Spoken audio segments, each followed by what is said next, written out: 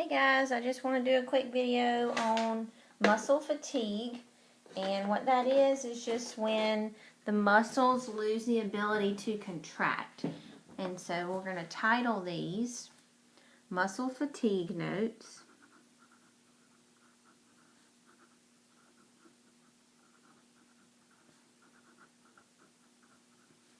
Okay, and what muscle fatigue is again is just the loss of ability to contract.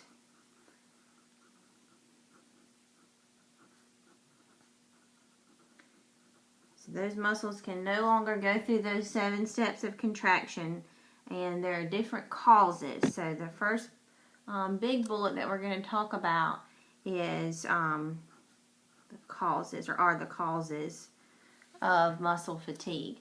The first cause is lack of blood supply.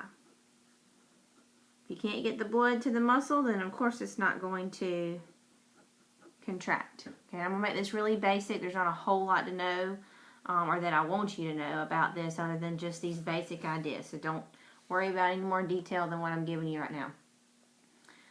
The second cause would be an exhaustion of that ACH or that acetylcholine supply.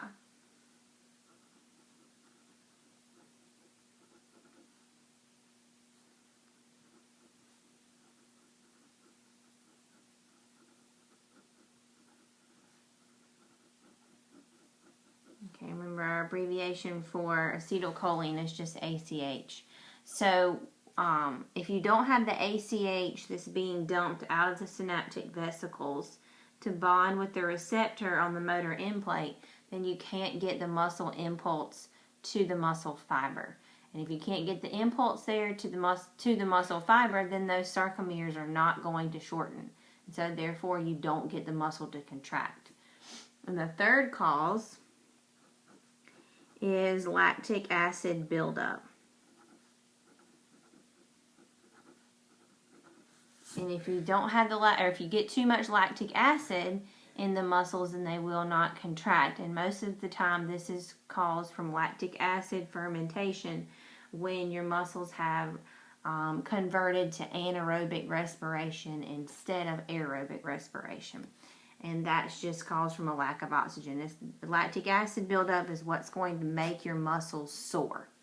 And so we've all had muscle soreness from working out too much or running a marathon or whatever. But the lactic acid is what's making you sore, but it can also have an impact on muscle contraction.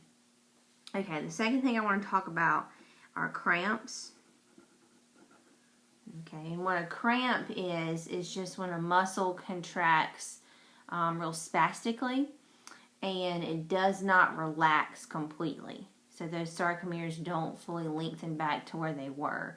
And so that muscle kind of stays halfway contracted. And we all know what a cramp feels like. And if you think about how does a cramp feel, it would make sense that those muscles just stay contracted and they don't fully relax. So a cramp is when the muscle contracts spasmodically and it does not relax completely.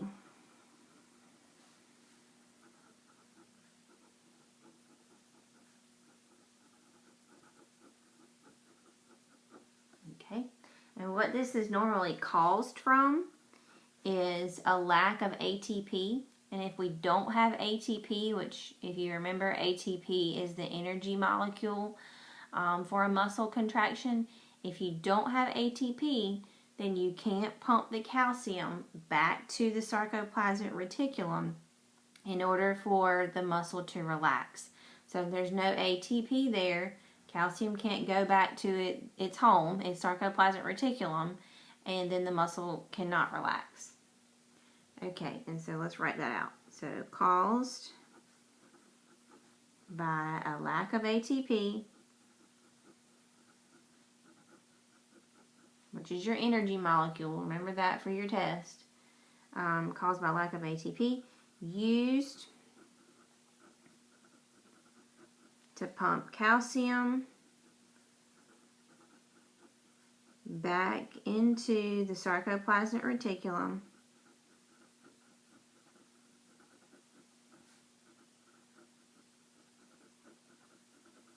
If you can't pump the ATP back to the sarcoplasmic reticulum, then that connection between the actin and the myosin cannot break, and therefore the muscle does not relax.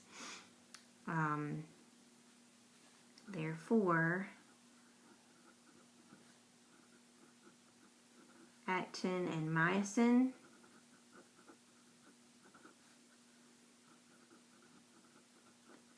cannot, I'm going to put unhook or unbind, whichever makes more sense to you.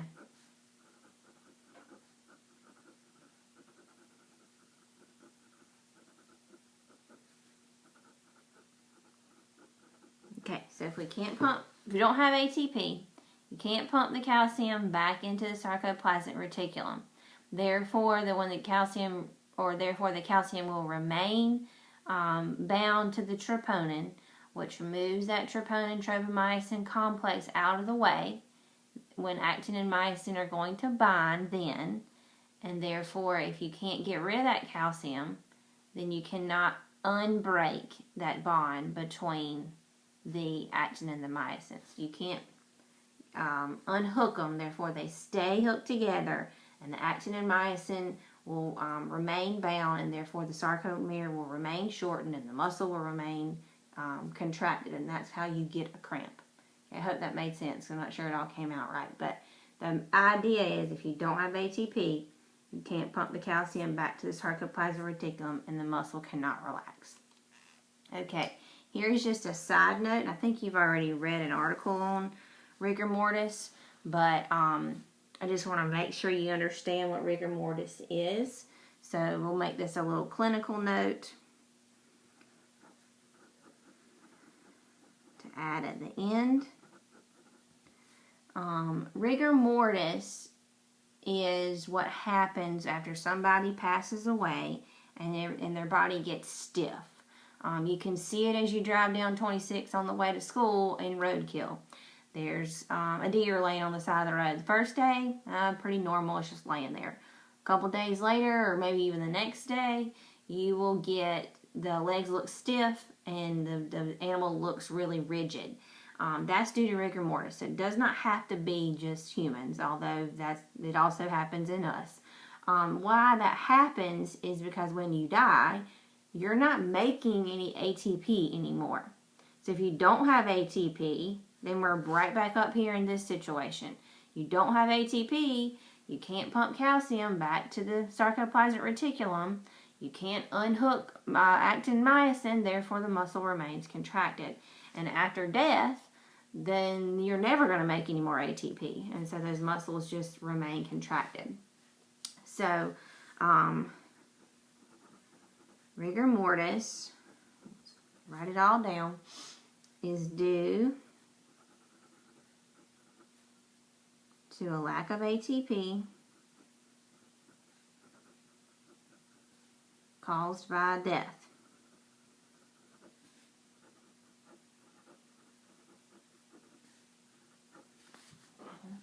If you're not alive, then you're not making that ATP.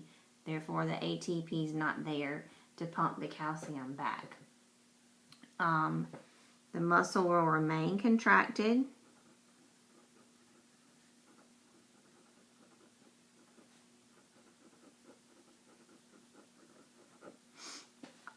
Because of exactly what we said up here about cramps. It's the same idea. When this normally happens, it's about 6 to 12 hours after death.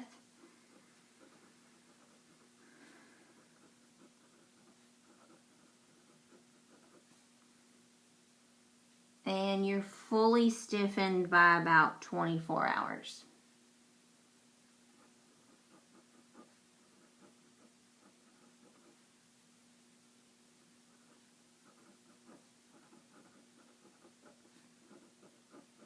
Now that's not a strict timeline. If you're in a hotter environment or a more humid environment, it can also make a difference. So somebody who passes away let's say outside, and they're left outside and it's dead summertime, then their rigor mortis is going to happen quicker. Same thing with a colder environment. Somebody that is in Alaska and passes away, they're outside, they are going to have slower rigor mortis because it's colder. So those kind of things can make a difference. If I were you for your test, I would make sure that I understand this aspect right here, because you need to know, and I'm going to ask you, because I've already made the test, I'm going to ask you what happens when rigor mortis occurs. Well, it's the same thing as a cramp, it just never releases.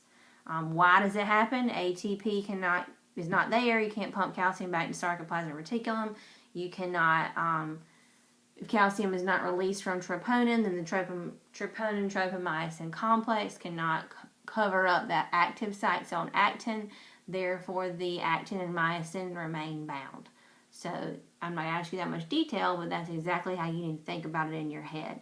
So, try to tie all the pieces together from this idea here with a cramp to rigor mortis to those 7 steps that we did in a couple videos ago. Okay. Test is coming up, so like I've always told y'all, do not wait till the last day to study, because there's a lot to learn, there's a lot to memorize with the 7 steps, including, and then there'll be more steps when we include the neuromuscular junction. So please, please, please study. Email me if you have questions. All the videos are on my YouTube channel, and I texted out the link to the YouTube channel on Remind 101. So if something's not clicking, your emails come straight to my phone. So make sure that you're sending me something, and I'll be glad to help you as best I can. Hope everybody's doing well. Miss you guys, but I love being home with my baby girl. So study hard, and I'll be back soon. Talk to you later.